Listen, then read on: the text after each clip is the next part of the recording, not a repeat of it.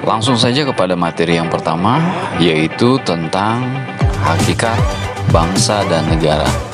Di video pembelajaran kali ini, kita akan mendalami apa itu hakikat bangsa dan negara di mata pelajaran pendidikan Pancasila dan kewarganegaraan.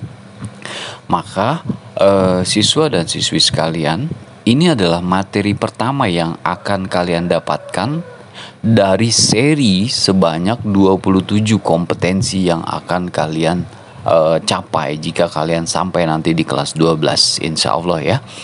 Nah, hakikat bangsa dan negara kita, tujuan pembelajarannya yaitu yang pertama ya, setelah kalian menguasai video ini, artinya menangkap apa yang saya sampaikan di video session ini, kalian tuh diharapkan mampu yang pertama mengerti akan hakikat bangsa dan negara. Artinya sebetulnya apa sih bangsa tuh, apa sih negara tuh? Nah, itu yang diharapkan setelah kalian menonton video ini. Selanjutnya, tujuan pembelajaran yang kedua yaitu kalian memahami sejarah terbentuknya suatu bangsa dan apa saja unsur-unsur pembentuk negara. Unsur tuh apa ya? Elemen. Kalau kita masak kue gitu ya, apa aja unsur yang ada dalam kue tersebut? Ada terigu, ada mentega, ada apa gitu ya, ada telur, seperti itu. Nah, kita akan menguasai hal tersebut. Apa yang membentuk suatu bangsa atau negara tadi? Kita dalam hal ini definisinya harus dipisahkan ya. Apa itu bangsa, apa itu negara? Di session ini kalian akan kuasai apa itu bangsa. Rencananya seperti itu. Mari kita lanjut. Nah, kalian di sini kita kuasai dulu arti hakikat itu apa. Hakikat atau hakikat ini diadopsi dari bahasa Arab yaitu al-haq. Bahasa Indonesia ini banyak mengadopsi dari bahasa-bahasa bangsa lain ya, seperti bahasa Arab, bahasa Belanda, bahasa Inggris, banyak sekali diadopsi. Karena bangsa Indonesia menggunakan bahasa Indonesia yang diambil dari bahasa Melayu itu kosakatanya belum begitu banyak seperti bahasa Arab atau seperti bahasa Inggris atau ya seperti itu. Maka dari itu kita banyak mengadopsi. Jadi al-haq atau yang sebenar-benarnya dalam bahasa Indonesia, kita di sini diminta tujuannya memahami apa sebetulnya sih bangsa tersebut. Kita perhatikan di sini ada wajah-wajah. Ya, wajah orang Arab, wajah orang Cina, wajah orang mana nih? Oh, ini Amerika ini. Wajah orang Amerika. Ada lagi wajah orang aborigin, itu bangsa aborigin yang sedang dirantai oleh para pendatang dari British ya. Lalu ada lagi, oh ini wajah orang Iran, lalu ada ini adalah wajah bangsa asli orang Amerika di benua Amerika ya, suku Indian namanya. Lalu ada lagi, itu adalah wajah-wajah bangsa Jepang, ada lagi wajah ini kalian pasti paham, ini adalah orang Papua ya. Lalu ada lagi ini orang India, bangsa India, lalu ada bangsa Indonesia dengan beraneka macam adat budaya, pakaian, bahasanya. Lalu ada bangsa Eropa. Nah, itu adalah bangsa-bangsa atau nation bahasa Inggrisnya. Lalu lanjut lagi.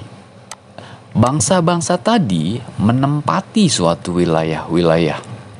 Kalau kita lihat tadi, ada orang Iran ya kan, dia tinggal di sini misalkan nih daerah sini yang dulu disebutnya Persia. Lalu ada orang Cina di sini menempati wilayahnya. Lalu ada orang Eropa, wilayahnya ini wilayah Eropa Barat, Eropa Timur sampai sini ya. Inggris juga di wilayah Eropa kepulauan itu. Ada lagi orang-orang Afrika, bangsa aborigin yang tadi dirantai, mereka di sini domisili sebetulnya. Kurang lebih seperti itu. Nah, bangsa-bangsa tadi menempati suatu wilayah-wilayah yang sekarang wilayah-wilayah tersebut menjadi negara. Nanti kita cari tahu apa hubungan antara bangsa dan negara. Kita lanjut dulu ya. Selanjutnya kita masuk kepada materi berikutnya, yaitu tentang bangsa itu apa sih? Jadi kesimpulannya bangsa itu apa? Ada yang bicara kalau bangsa itu adalah sekelompok manusia yang memiliki persamaan ciri-ciri fisik. Kulitnya kuning, itu ciri orang Cina. Kulitnya putih, itu ciri orang Eropa. Kulitnya hitam, itu ciri orang Afrika. Matanya sipit, rambutnya lurus, ya, hidungnya mancung. Nah, itu ciri-ciri fisik, maksudnya kayak gitu. Atau istilah kerennya ras, ya. Lalu ada lagi mereka menempati satu daratan yang mempunyai wilayah yang disebut negara, seperti yang tadi saya sebutin. Lalu, tapi kalau kita lihat definisi bangsa tadi memiliki ciri fisik yang sama, kayaknya nggak berlaku bagi bangsa Amerika. Lihat sama kamu bangsa Amerika. Presiden Obama orang kulit hitam, dia bangsa Amerika. Ada juga orang kulit kuning, ya kan? Tapi dia bangsanya bangsa Amerika. Ada juga orang kulit putih, asalnya dari Eropa, ya. Nah, hal tersebut berarti kesimpulannya yang disebut bangsa itu nggak harus sama fisik, ciri fisiknya atau rasnya tuh nggak harus sama, ya. Nah, di sini kita muncul definisi baru. Jadi kita bisa membedakan apa itu ras, apa itu bangsa. Kalau ras kaitannya dengan ciri fisik yang tadi saya sebutkan, kulitnya, rambutnya, matanya, seperti itu ya. Lalu bagaimana sebetulnya sih definisi bangsa sebetulnya? Ya, kita harus coba kita lihat definisi dari para ahli, ya. Coba kita bandingkan juga begitu juga bangsa Indonesia nih ya. Orang Indonesia yang ada di Pulau Jawa ini rata-rata kulitnya sawo matang, ya kan, seperti itu. Coba bandingkan kalau ke Indonesia bagian timur, mulai dari Ambon, Nusa Tenggara Timur, atau Papua.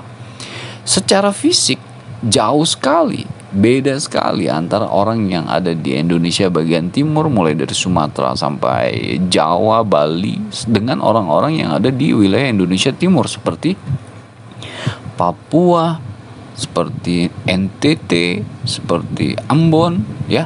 Secara fisik beda, namun itu adalah satu bangsa. Lalu kesimpulannya bangsa itu apa? Nah, di sini kita harus cari. Coba kita lihat definisinya menurut para ahli ya. Kembali seperti tadi ya. Ya, kita ambil dulu nih satu orang ahli, Otto von Bauer ya. Dia dari Jerman. Seorang ahli di bidang kewarganegaraan. Dia bilang, bangsa adalah kelompok manusia yang terbentuk karena mempunyai kesamaan karakter. Karakter tuh watak ya. Ya, ciri sikap. Ya. Karakter atau watak ini tumbuh karena adanya kesamaan pengalaman. Coba kita lihat pengalaman orang Indonesia, yaitu mulai dari Aceh sampai Papua. Mereka punya pengalaman yang sama. Pengalaman pernah terjajah oleh bangsa Inggris, pernah dijajah oleh bangsa Belanda, pernah dikuasai oleh orang Jepang. Mereka punya pengalaman yang sama dan memiliki kehendak yang sama, yaitu merdeka menjadi sebuah negara, di mana negara tadi berisi suatu bangsa. Jadi kalau kita lihat, negara adalah wadahnya, bangsa adalah manusianya yang mengisi di negara tersebut. Itu menurut kesimpulan Otto von Bauer, oke? Lalu kita lihat lagi kesimpulannya dari ahli yang berikutnya, yaitu Hans Cons ya. Dia bilang bangsa terbentuk karena adanya persamaan ras, bahasa, adat istiadat, dan agama. Faktor-faktor tersebut menjadi pembeda antar bangsa.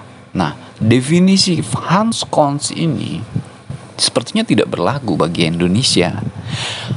Definisi Hans Cons mungkin berlaku bagi bangsa Jepang. Lihat sama kamu orang Jepang. Mayoritas dari kepulauan yang ada di Jepang itu secara fisik mereka sama. Begitu juga dengan Cina, secara fisik mereka sama. Begitu juga dengan Afrika di Afrika Tengah ya. Ya, mereka memiliki ciri fisik yang sama. Nah, definisi Hans Cons itu mungkin cocok untuk negara-negara tertentu di mana ada bangsa-bangsa tertentu yang homogen, artinya sama dia secara fisik. Tapi kalau kita lihat Indonesia, Amerika, masyarakatnya heterogen. Ada kulit putih, ada kulit kuning, ada kulit hitam, ada rambut keriting, ada rambut lurus, ya, ada mata sipit. Nah, itu artinya kita lebih cocok kepada pengertian yang Otto von Bauer ini. Definisi Otto von Bauer itu cocok bagi Indonesia dan Amerika. Sementara definisi dari Hans Cons cocok untuk Jepang, Cina, atau juga kita lihat India atau juga Afrika, ya, negara-negara di benua Afrika. Maksudnya seperti itu. Lalu kita masuk lagi kepada unsur-unsur terbentuknya suatu bangsa. Nah, Friedrich Hertz mengungkapkan bahwa setiap bangsa itu memiliki 4 unsur, yaitu keinginan untuk bersatu.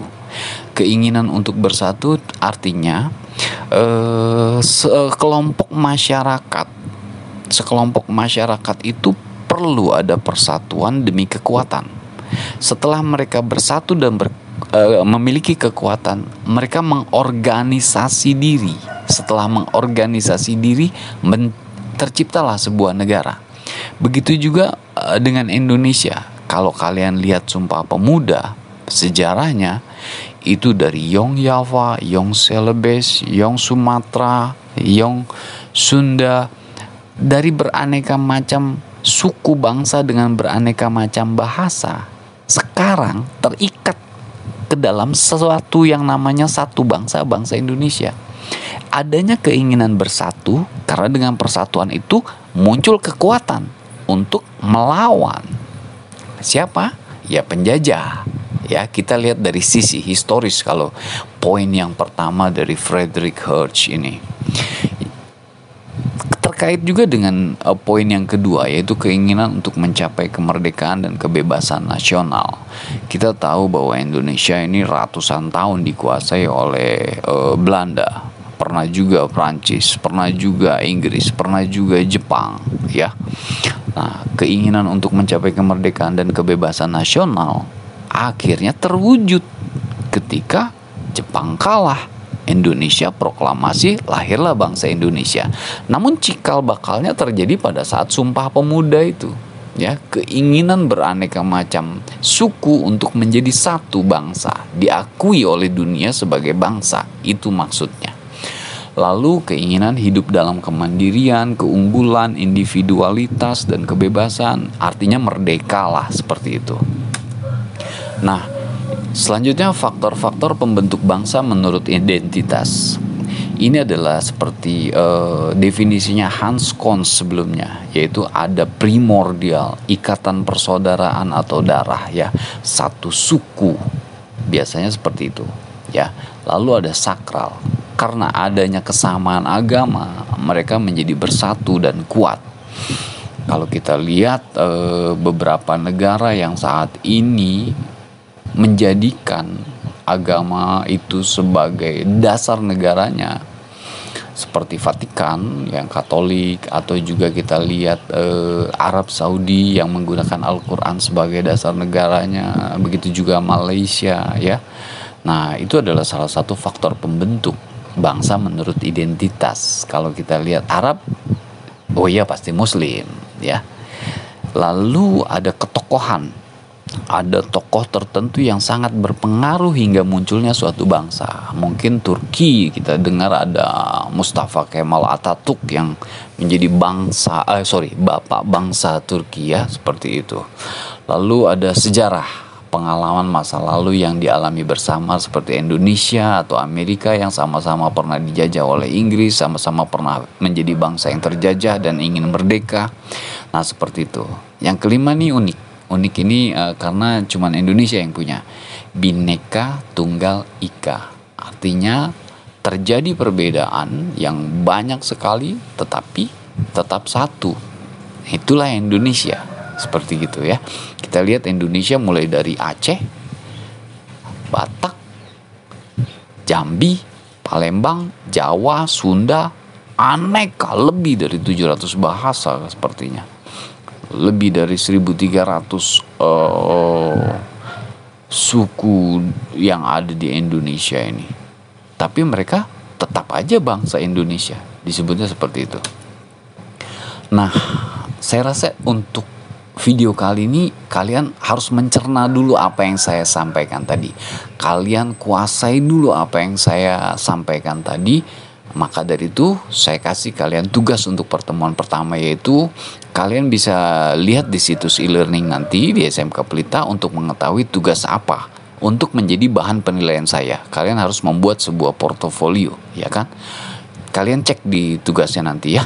Saya rasa video kali ini adalah seperti itu. Semoga kalian bisa memahami, walaupun video ini hanya sekejap saja ya. Terima kasih. Assalamualaikum warahmatullahi wabarakatuh.